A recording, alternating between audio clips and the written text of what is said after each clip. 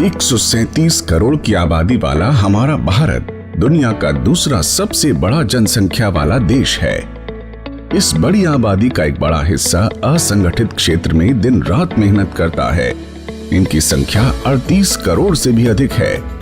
ये असंगठित श्रमिक मनरेगा कामगार, किसान, प्रवासी श्रमिक, street vendor, mid day meal श्रमिक, सिर पर बोझ ढोने वाले, ईंट भट्टा मजदूर, कचरा उठाने वाले, घरेलू कामगार, धोबी, रिक्शा चालक, भूमिहीन और खेतीहर मजदूर, निर्माण, बीड़ी और हथकरघा मजदूर, आशा एवं आंगनबाड़ी कर्मचारी आदि हैं। यानी देश अर्थव्यवस्था की एक बड़े हिस्से की जिम्मेदारी इनके कंधों पर है, जिसे ये पूरी कुशलता के साथ निभा रहे हैं। हमें इस बात का गर्व है कि हम एक आर्थिक महाशक्ति बनने जा रहे हैं और इस मकाम को हासिल करने में इनका बहुत बड़ा योगदान है। इनके इस योगदान को देखते हुए सरकार असंगठित क्षेत्र में काम करने वाले श्रमिकों का एक डेटाबेस बना रही है। श्रम और रोजगार मंत्रालय ने NIC की मदद से एक राष्ट्रीय पोर्टल के जरिए इस डेटाबेस को एकीकृत करने का बीड़ा उठाया है।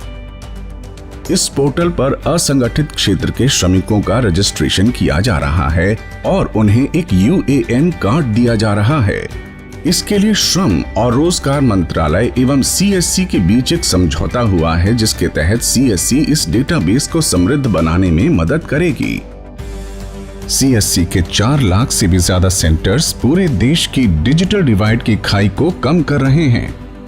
भारत सरकार के कई तरह की सेवाओं को आप VLE जनता तक पहुंचाने में अपना महत्वपूर्ण योगदान दे रहे हैं। इसके तहत आप असंगठित क्षेत्र के श्रमिकों को मंत्रालय की ई-श्रम पोर्टल पर रजिस्ट्रेशन करवाने में मदद कर सकते हैं। श्रमिकों का पंजीकरण करने से पहले आपको 3 बातों का विशेष ध्यान रखना है।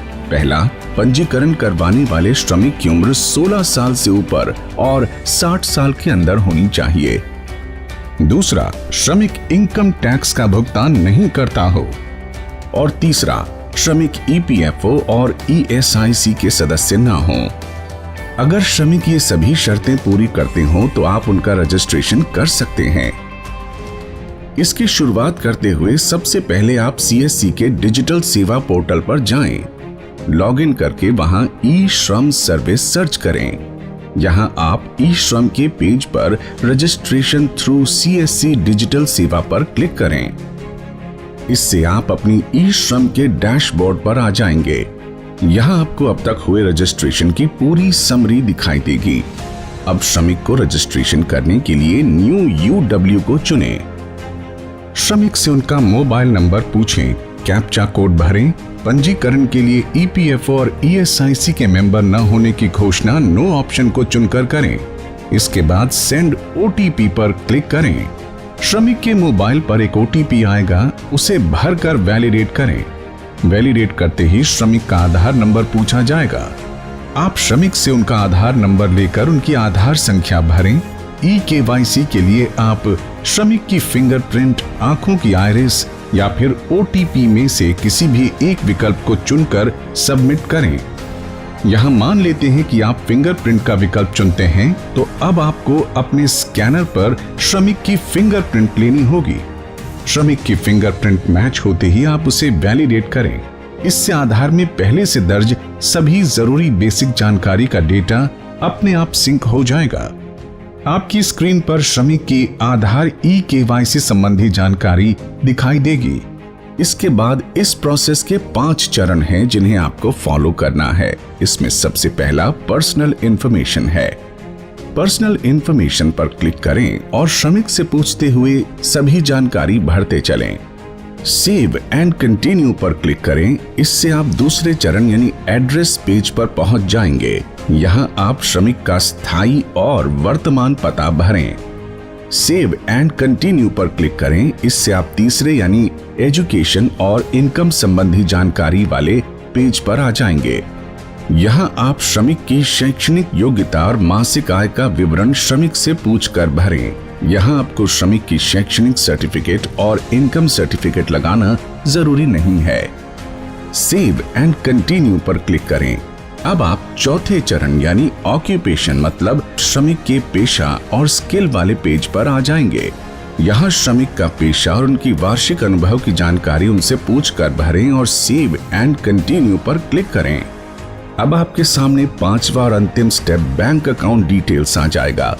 इसमें ये पोर्टल श्रमिक के उस बैंक अकाउंट को अपने आप ऑनलाइन वेरीफाई कर लेगा जिससे श्रमिक का आधार नंबर जुड़ा हुआ है। इसका मतलब अगर श्रमिक के आधार के साथ बैंक अकाउंट जुड़ा हुआ है तो आपको उनसे बैंक अकाउंट विवरण लेने की आवश्यकता नहीं है। यहाँ सेव और कंटिन्यू पर क्लिक करते ही आपको ये पोर्टल प्रीव्यू प्रोफाइल या सेल्फ डिक्लेरेशन के अंतिम पड़ाव पर ले जाएगा। यहाँ अब तक भरी गई सभी जानकारी आपको एक ही पेज पर दिखाई देगी जिसे आप एक अंतिम बार देख सकते हैं। फाइनल सबमिट करने से ठीक पहले आपको श्रमिक से अंतिम सहमति लेनी है, जिसका मतलब ये होगा कि श्रमिक द्वारा दी जा रही सभी जानकारियां और विवरण सही हैं। अगर ये सभी जानकारी सही है तो आप फाइनल सबमिट पर क्लिक करें। इसे करते ही श्रमिक के मोबाइल पर एक OTP आएगा। आप श्रमिक से इस OTP को लेकर भरें। इसका मतलब श्रमिक ने इस पूरी प्रक्रिया के लिए अपनी सहमति स्वयं दी है। सबमिट करते ही स्क्रीन पर श्रमिक का असंगठित श्रमिक UAN कार्ड चमक उठेगा। आप इस कार्ड की एक साधारण प्रिंट निकालकर तत्काल श्रमिक को दे दें। इस UAN कार्ड पर श्रमिक का नाम, उनके पिता का नाम, श्रमिक की जन्म तिथि, जेंडर, व्यवसाय, वर्तमान पता, मोबाइल नंबर, आधार नंबर और 12 अंकों का खास UAN कार्ड नंबर दिखाई देगा। इस पूरी प्रक्रिया में आप श्रमिक संबंधी जानकारी सावधानी पूर्वक भरें। डेटा की एंट्री करने के दौरान किसी भी प्रकार की जल्दबाजी या लापरवाही न करें। आप श्रमिक को ये जरूर बताएं कि ये पूरी सुविधा और कार्ड एकदम मुफ्त है। साथ ही इस कार्ड के साथ श्रमिक को 1 साल तक के लिए PM सुरक्षा बीमा योजना का लाभ बिना किसी अतिरिक्त खर्च के मिलेगा। प्रत्येक रजिस्ट्रेशन के लिए श्रम एवं रोजगार मंत्रालय CSC SPV को 20 रुपए देगा। आप VLE बंधुओं को आपकी पारिश्रमिक आपके CSC वॉलेट में मिलेगी। अगर आप VLE बंधु स्वयं भी रजिस्ट्रेशन की सभी शर्तें पूरी करते हो तो आप अपना रजिस्ट्रेशन ई-श्रम पोर्टल पर कर सकते हैं। रजिस्ट्रेशन संबंधी किसी भी तरह की जानकारी, पूछताछ या फीडबैक के लिए आप CSC SPV को ईमेल कर सकते हैं। CSC SPV की ईमेल ID है ishram@digmail.in। आइए CSC के हम सभी VLE बंधु इस महत्वपूर्ण कार्य से जुड़ें और ज्यादा से ज्यादा संख्या में श्रमिकों का रजिस्ट्रेशन करके इस डेटाबेस को समृद्ध करें।